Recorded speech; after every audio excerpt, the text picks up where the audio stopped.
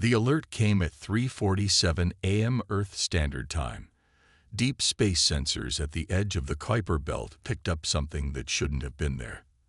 At first, the night shift operators thought it was a glitch, just another piece of space rock reflecting sunlight. But rocks don't change direction.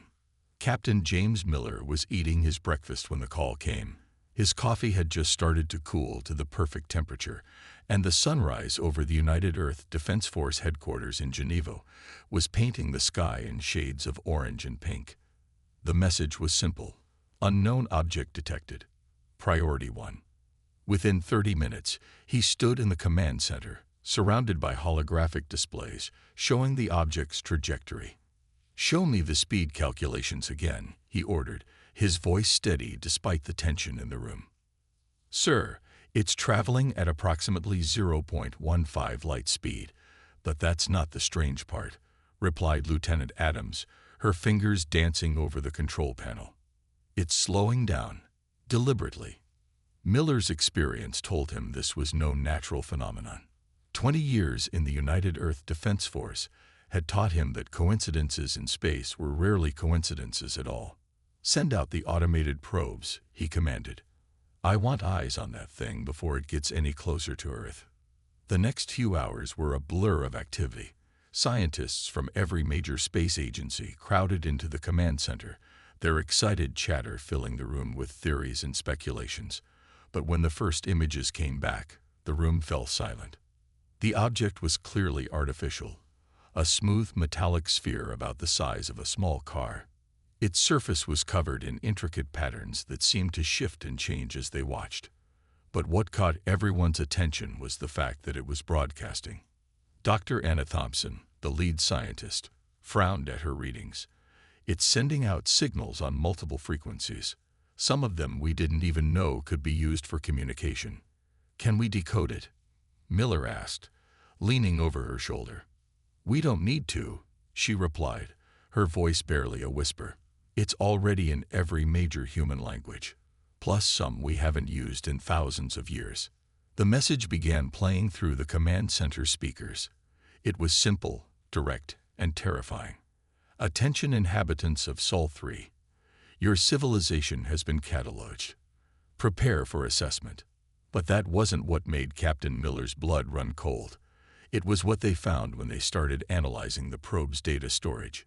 Hidden within its memory banks were records, thousands of them. Each one documented a different civilization, different worlds, different species, and each record ended the same way, either with submission or extinction. "Look at these dates," Dr. Thompson said, pointing to the screen. "Some of these records go back millions of years. This isn't first contact. This is a warning." Miller studied the images flashing across the screen. Worlds reduced to ash, species that chose slavery over destruction, civilizations that vanished overnight. "No," he said firmly. "This isn't a warning. It's a threat." The United Earth Council convened an emergency session within hours. Representatives from every nation gathered to face what might be humanity's greatest challenge. The probe's message was clear. Earth had been noticed, categorized, and marked. As Miller stood before the council, his words echoed through the chamber. "They expect us to be like the others. They expect fear. They expect submission." He paused, looking at each council member in turn. "But they don't know humans. We don't bow to threats.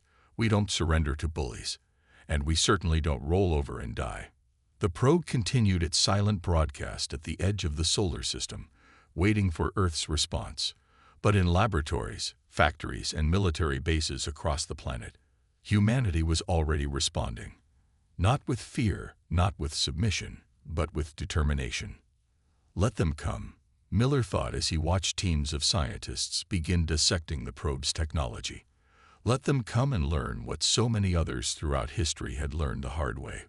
Earth was not a prize to be taken. It was not a resource to be harvested. It was humanity's home. And humanity was done being tested. Time became the enemy. As Dr. Anna Thompson dug deeper into the alien probe's archives, a disturbing pattern emerged. Every civilization before Earth had been given exactly 50 years to make their choice: surrender or face extinction. Some fought back. None had succeeded, until now. The underground facility beneath the Rocky Mountains buzzed with activity day and night. Hundreds of scientists worked in shifts, their tired eyes fixed on screens filled with alien text and images. Dr. Thompson hadn't left the facility in 3 days, surviving on coffee and the determination to find something, anything, that might give Earth an advantage. "Doctor, you need to see this," called out Mark Davis, one of her younger researchers. His hand shook as he transferred data to the main screen. "I found records of the civilizations that surrendered." The images that filled the wall-sized display told a story more terrible than extinction. Billions of beings, across dozens of worlds, reduced to slaves. Their cultures erased, their children born into bondage, their planets stripped of resources. Surrender, they discovered, was just a slower form of death. "They give us 50 years because they enjoy watching us squirm," Thompson said, her voice hard with anger. "It's not about assessment. It's about breaking our spirit." Captain Miller stood in the shadows of the room, watching the scientists work. "Then we have 50 years to prepare a welcome they won't forget," he said, stepping forward. "What else have you found?" Thompson pulled up new files on the screen. "Something interesting. Look at these energy readings from the civilizations that fought back. They all show similar patterns: sudden spikes in power usage, new technologies developed rapidly." She pointed to a particular graph. "But here's where it gets interesting. Some of them came close to succeeding." The room fell silent as she played a recording from one of the last resistant worlds. The aliens spoke a language none of them understood, but their actions needed no translation. They had found a way to damage the invaders' ships, to pierce their supposedly impenetrable shields. "They almost won," Miller said, studying the footage. "What went wrong?" "Time," Thompson replied. "They ran out of time. But we won't make that mistake. We have their records, their technology, and most importantly, we have their overconfidence." In the weeks that followed, Earth's greatest minds worked together like never before. Old rivalries between nations faded as humanity faced its greatest challenge. The probe's technology revealed secrets about physics that revolutionized human understanding of space and time. But it was in the oldest section of the archives that they found their greatest advantage. Records so ancient that even the aliens seemed to have forgotten them. Dr. Thompson spent 3 straight days decoding them. And when she finished, she smiled for the first time in weeks. They weren't always the hunters, she announced to the United Earth Council. Long ago, they were prey themselves. They survived by stealing technology from their oppressors, everything they use. Their shields, their weapons, their faster-than-light drives. It's all copied from someone else. The council chamber erupted in excited whispers. "And how does this help us?" asked the council president. "Because," Thompson said, her eyes gleaming, "they don't understand how any of it actually works. They can copy, but they can't innovate. And humanity, innovation is what we do best." Captain Miller stepped forward. "We've already begun reverse engineering their probe systems. But we're not just copying, we're improving. Their shields block energy weapons. We're developing ones that bypass them completely. Their ships can track heat signatures. We're creating hulls that don't emit any." The council listened as Miller and Thompson laid out their findings. With each revelation, hope grew stronger. Earth wouldn't just resist, it would change the rules of the game entirely. "Send them a message," the council president finally declared. "Let them know we've received their warning." He paused, a grim smile on his face, "and let them know we're looking forward to their visit." In the depths of space, Earth's response traveled toward the alien probe. It contained just 3 words, written in every language the probe had used: "Bring it on." 5 years passed like lightning. Earth had changed more in those 5 years than in the previous 50. The once peaceful Mars colonies now bristled with defense platforms, their red surfaces dotted with gleaming installations that tracked every movement in space. Commander Robert Wilson stood at the viewport of Olympus Base, the largest military installation ever built by human hands. Below him, automated factories worked day and night, producing weapons and ships based on the stolen alien technology. But these weren't simple copies, they were better. Status report. He called out to the control room behind him. The response came immediately from Lieutenant Baker, her voice filled with pride. Quantum shield testing is at 98% effectiveness, sir. That's 15% better than the alien versions we found in the archives. The new stealth system is operating perfectly. We're completely invisible to their standard detection methods. Wilson nodded, watching as a new batch of defense satellites lifted off from the launch pad.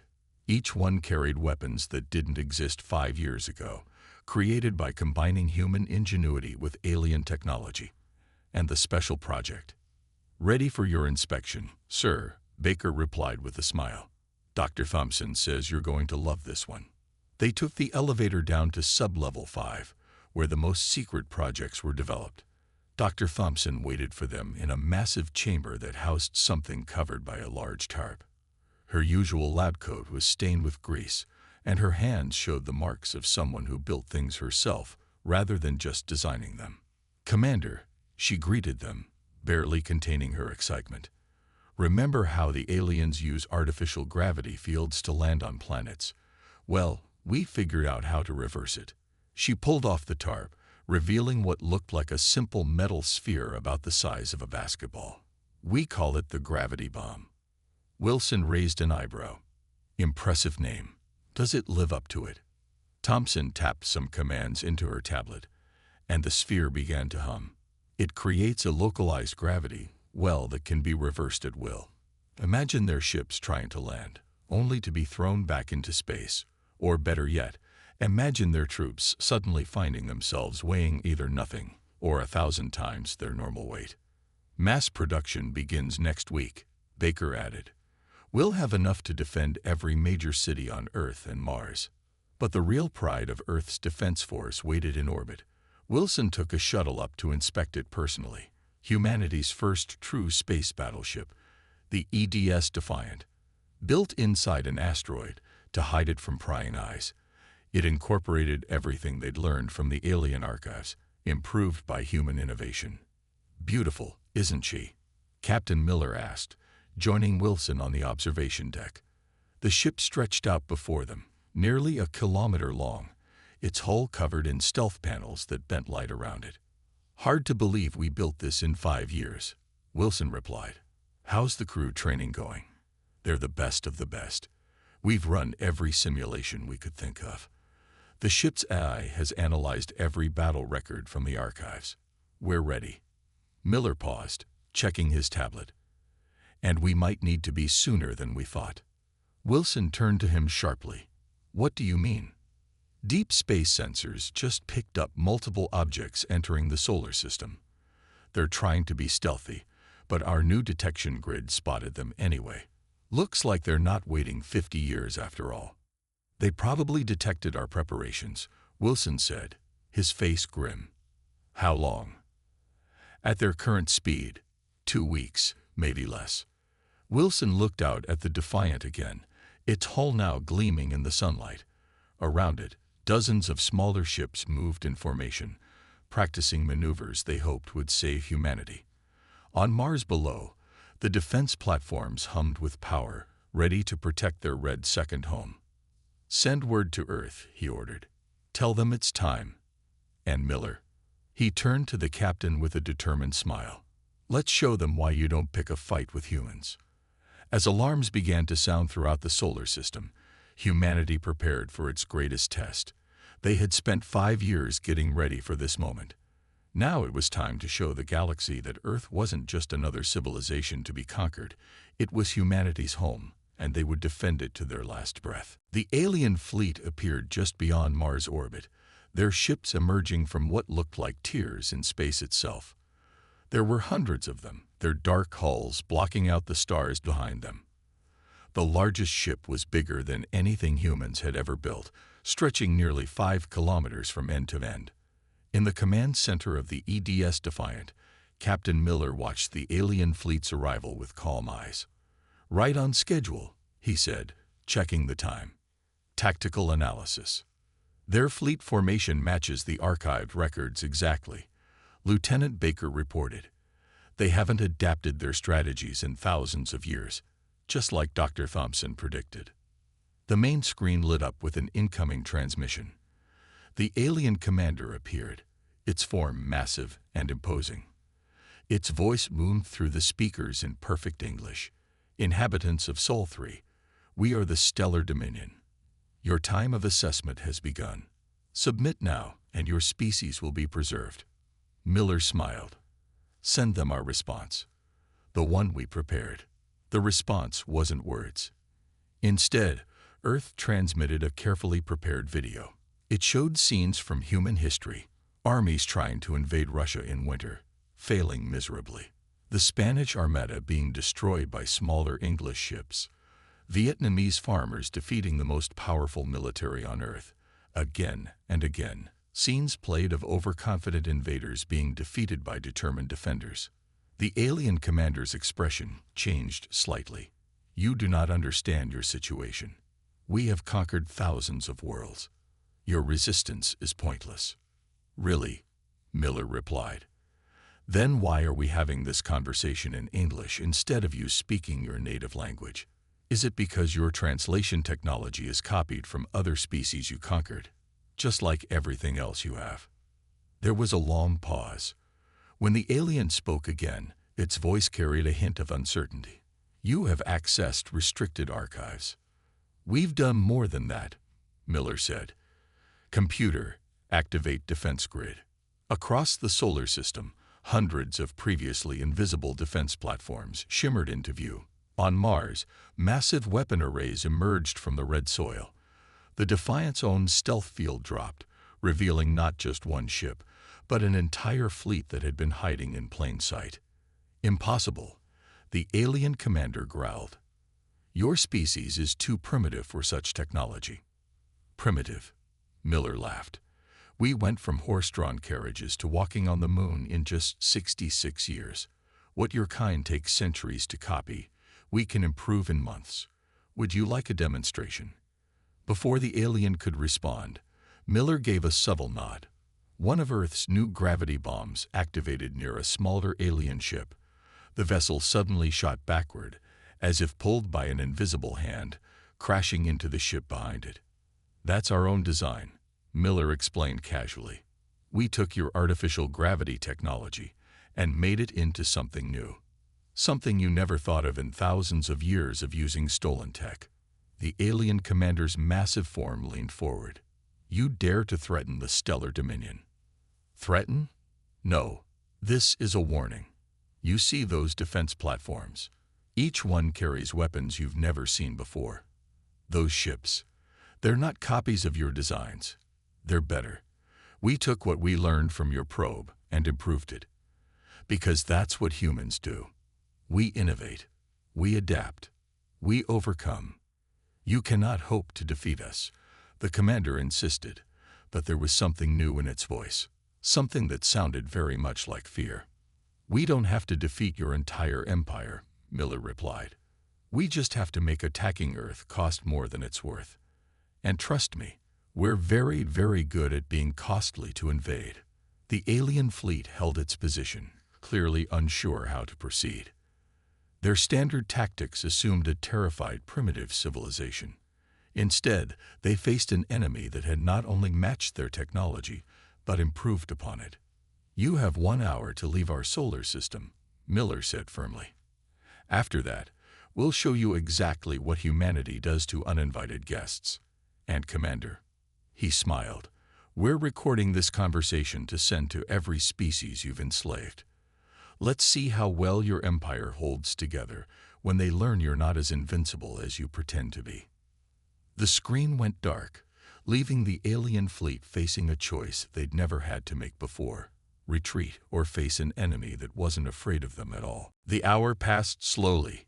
On the bridge of the EDS Defiant, Captain Miller watched the alien fleet through narrowed eyes. They hadn't retreated.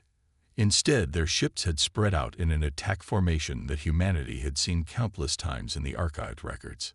"They're going to test us," Commander Wilson said from his position at the tactical station. "They want to see if we're bluffing." As if proving his words, 3 smaller alien ships suddenly broke formation and accelerated toward the lunar defense base, their weapons charged, green energy building at their tips. "Right on schedule," Miller said calmly.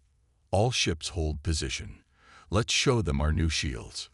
The alien vessels opened fire, their energy weapons lighting up the space around the moon. The shots struck the lunar base's shields and disappeared completely. No explosion, no impact, not even a ripple of energy. It was as if their weapons had vanished into nothing. "Quantum absorption shields working at 100% efficiency," Lieutenant Baker reported with a grin. "They're not just blocking the shots.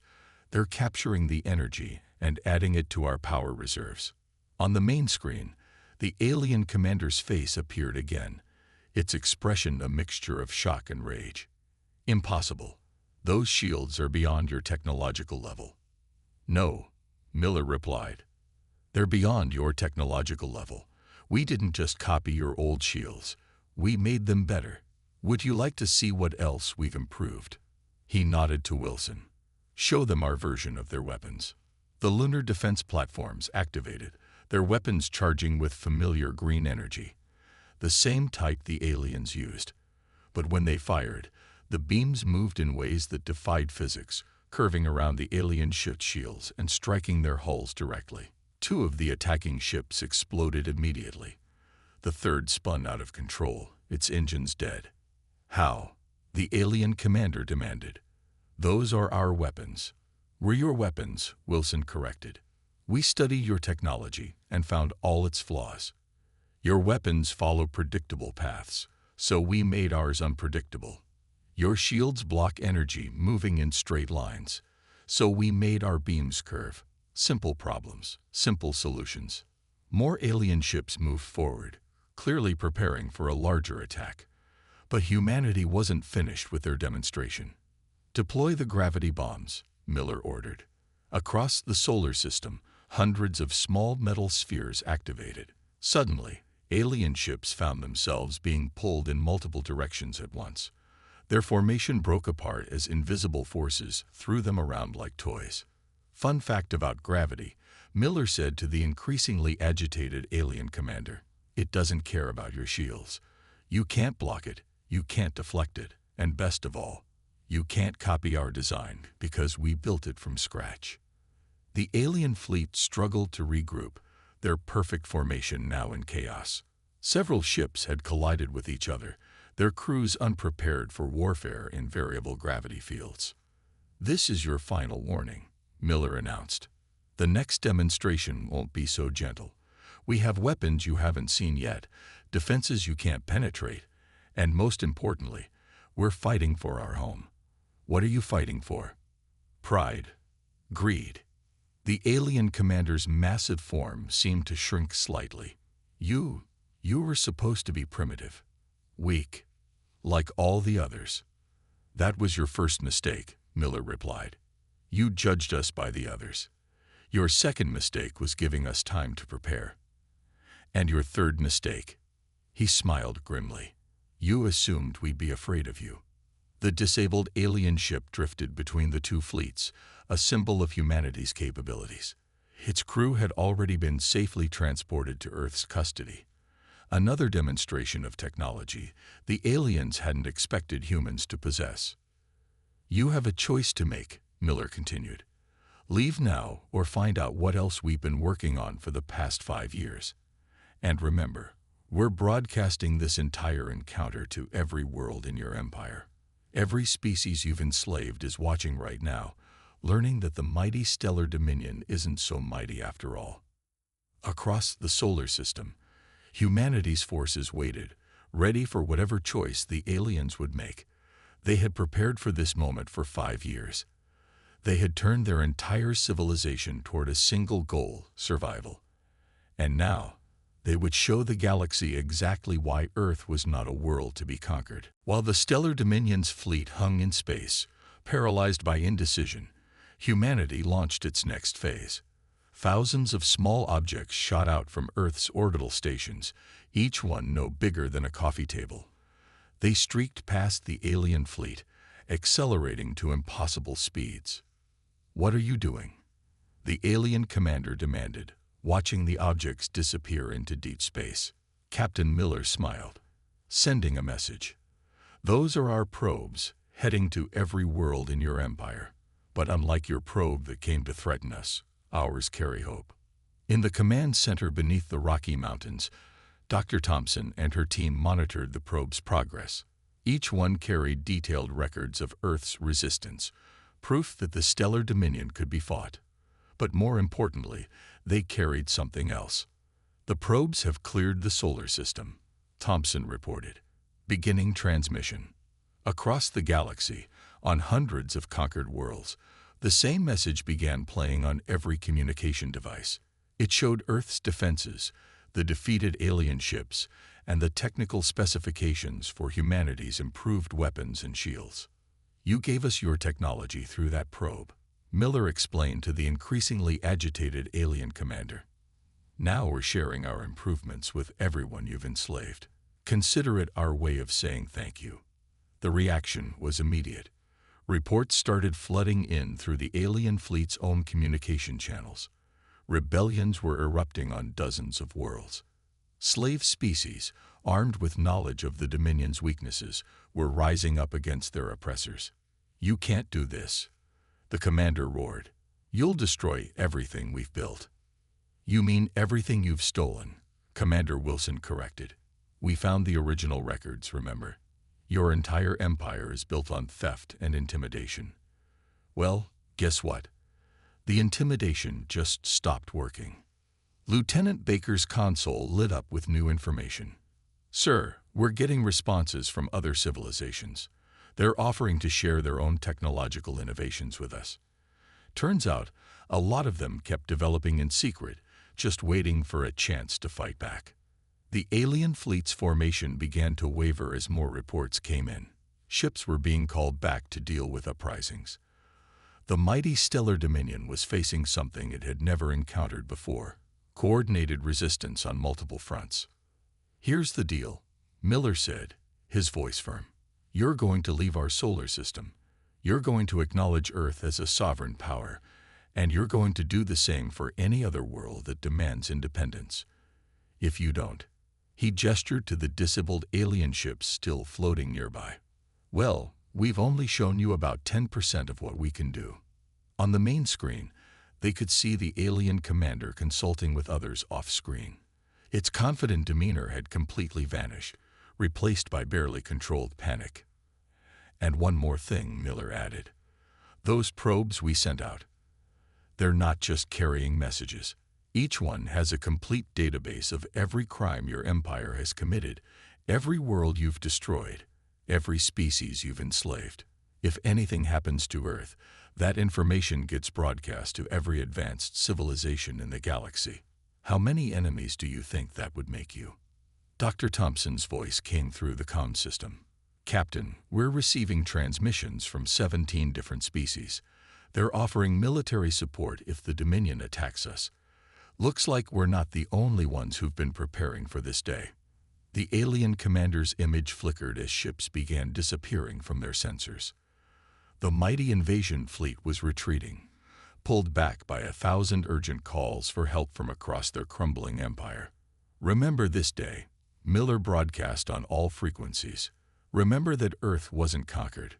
Remember that humans weren't enslaved. And remember our warning. We're done being tested. The next alien fleet that enters our solar system uninvited won't get a demonstration. They'll get a war." As the last alien ships vanished into their space tiers, humanity stood ready.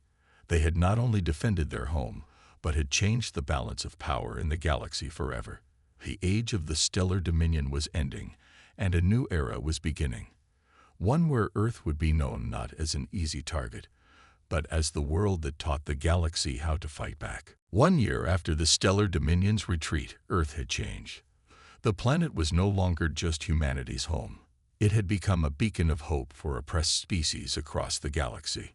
The once secret underground facility in the Rocky Mountains now served as the headquarters for the newly formed Galactic Defense Coalition.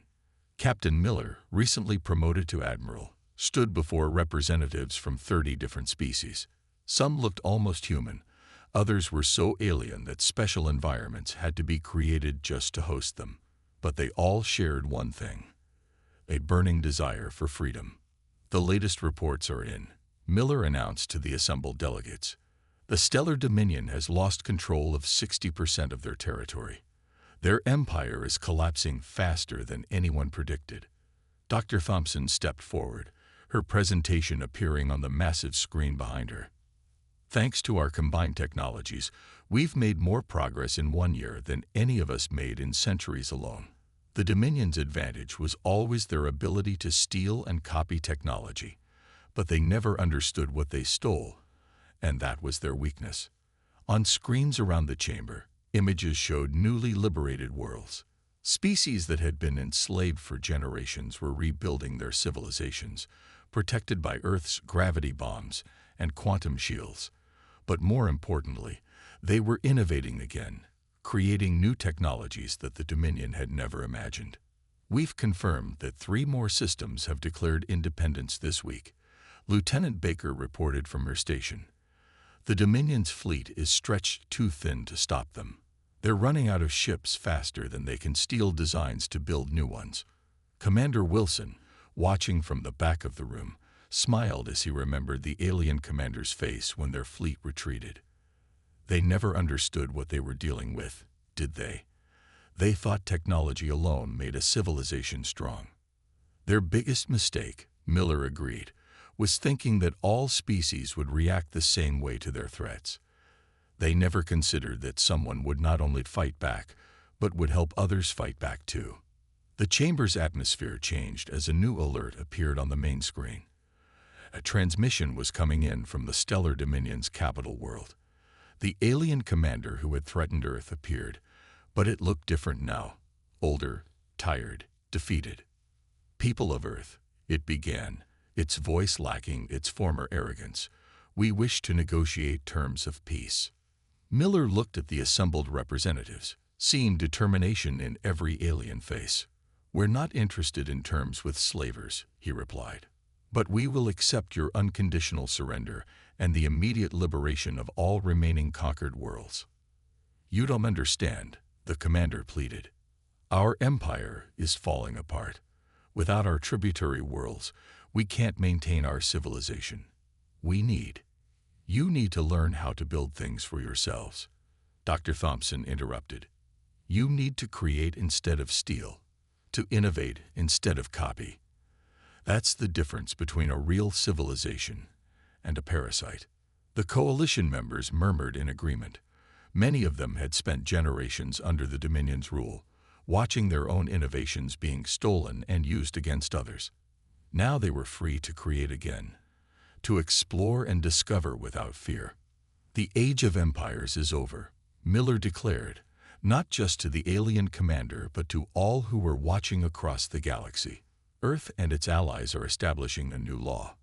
Any civilization has the right to develop at its own pace, freed from interference or conquest. Those who violate this law will face not just one world's defenses, but the combined might of every free species. The transmission ended, leaving the chamber in thoughtful silence. Humanity had not only survived its greatest challenge, it had changed the very nature of galactic civilization. Earth's final warning had become a promise of protection for countless worlds. As the delegates began discussing plans for the future, Miller looked out the chamber's window at the snow-capped Rocky Mountains. Somewhere out there, other alien species might be planning to test Earth's defenses, thinking they could succeed where the Dominion failed. Let them come, he thought. Humanity had learned its lesson well. They would always be ready. They would always be waiting. And they would never, ever surrender.